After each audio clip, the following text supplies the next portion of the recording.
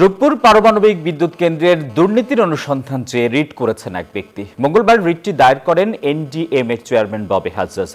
বলেন, রূপপুর প্রকল্পের দুর্নীতির অনুসন্ধান চেয়ে দুদকে আবেদন করেছিলেন তারা। দুদক এ বিষয়ে কোনো পদক্ষেপ না নেয়ায় আদালতের দ্বারস্থ হয়েছেন। গত 17 আগস্ট গ্লোবাল ডিফেন্স কর্পের প্রকাশিত প্রতিবেদনে বলা হয়েছে, রূপপুর পারমাণবিক বিদ্যুৎ কেন্দ্র থেকে $500 কোটি বেশি আত্মসাৎ করেছেন বাংলাদেশের ক্ষমতাচ্যুত প্রধানমন্ত্রী শেখ হাসিনা।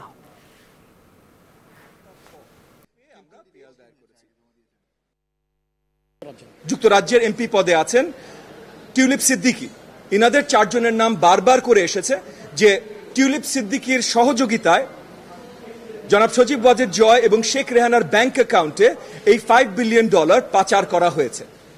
এবং এই যেই রূপপুর পাওয়ার প্ল্যান্ট প্রজেক্ট থেকে এই $5 বিলিয়ন পাচার করা হয়েছে, এইটার টোটাল অ্যামাউন্ট বাংলাদেশি সরকারের যেটা বহন করতে হচ্ছে সেটা অলমোস্ট $13 বিলিয়ন।